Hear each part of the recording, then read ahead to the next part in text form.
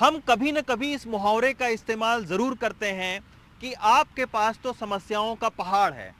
हमारी दिल्ली के पास एक नहीं, दो नहीं, बल्कि तीन तीन इस तरह की समस्याओं के पहाड़ हैं और तीन अलग अलग दिशाओं में, तीन अलग अलग जगहों पर। ये मैं इस वक्त भलसुआ लैंडफिल साइट पर मौजूद हूँ। एक ये पहाड़ है कचरे का, दूसरा गाजीपुर लैंडफिल साइट है, उसकी भी ऊंचाई कुतुब मीनार से भी ऊंची बताई जा रही है, और जो तीसरा कचरे का पहाड़ है वो ओखला में है। ये जो कचरे के पहाड़ हैं दिल्ली के तीनों, ये घटने के बजाय, कम होने के बजाय ये लगातार बढ़ रहे हैं, और बढ़ने के वजह से वायु और जल, ये दोनों प्रदूषण जो है वो भारी तादाद में हो रहा है, और उससे लाखों लोग प्रभावित हो रहे हैं कैंसर, दमा, अस्थमा जैसी बीमारियों से। सरकार ने दशकों लगाए हैं इस कचरे के पहाड़ को खत्म करने के लिए, लेकिन वो खत्म नहीं कर पाई। तो आज हम सरकार की भूमिका पर बात करने के लिए नहीं आए हैं, बल्कि एक सोसाइटी के तौर पर ये जो कचरे का पहाड़ है ये हमें हरा रहा है। तो हम लोग क्या कर सकते हैं, हमारी इसमें क्या भूमिका हो इस कचरे के पहाड़ को हटाने में, इस पर बातचीत करने के लिए हमारे साथ में चिंतन की जो डायरेक्टर हैं भारती जी, वो हमारे साथ में हैं, और इनके पास में ढेर सारा डेटा है इसके मुतल्लिक और तमाम सारी जानकारियां हैं, और इनसे हम इस बात के लिए भी पूछेंगे कि हम और आप क्या भूमिका अदा कर सकते हैं इस कचरे के पहाड़ को हटाने के लिए। भारती जी, सबसे पहला सवाल यही है आपसे कि हम अपने घरों से कचरा निकालकर इत्मीनान से बैठ जाते हैं कि ये सरकार की जिम्मेदारी है। हाँ। हमारी क्या जिम्मेदारी है? सबसे पहले तो इतना कचरा निकालने नहीं चाहिए घर से, ये तो नंबर 1 जिम्मेदारी है।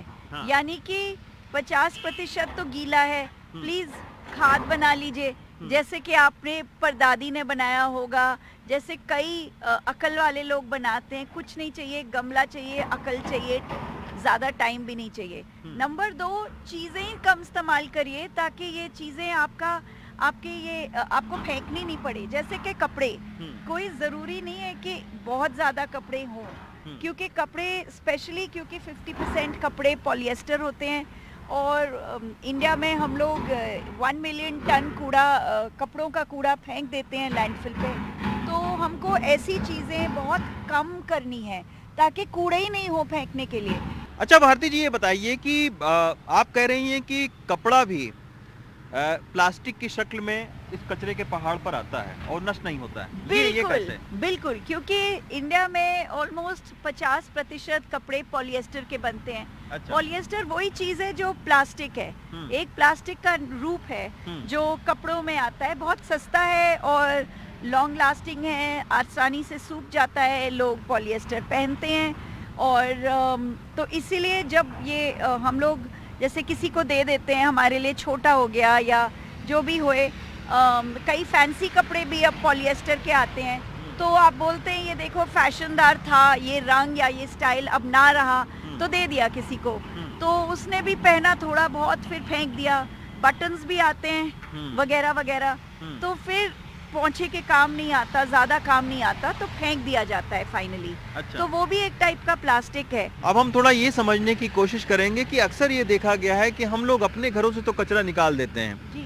और हमारे घर से अगर इस तरीके की लैंडफिल दूर है, हाँ। तो हम ये मानकर बैठ जाते हैं कि हम बहुत सुरक्षित हैं, हमको बिल्कुल। क्या है, आसपास के लोगों को नुकसान होगा। हाँ, तो ये बिल्कुल गलत है, क्योंकि आपको याद होगा, और ये अक्सर होता है कि लैंडफिल में आग लगती है, हाँ। तो वो पूरा प्रदूषण फैल जाता है, एयर पोल्यूशन, और हवा से। ये एयर पोल्यूशन सिर्फ एयर में नहीं रहता, ये नॉर्थ दिल्ली में है, नॉर्थ दिल्ली से साउथ दिल्ली हवा उड़ती है कई बार, विंड फ्लो, तो आप ही अपने कूड़े को अपने फेफड़ों में डाल रहे हैं और अपने बच्चों के फेफड़ों में भी। नंबर 1। नंबर 2, ये जो पानी नीचे, ये जो कूड़े से मिला हुआ, जो अभी बारिश हो रही है, हम लोग जो देख रहे हैं, और जो वैसे भी ओस होती है, सब मिल के गंदा सा सूप होता है, जहरीला लीचेट, वो चला जाता है नीचे ग्राउंड वाटर में।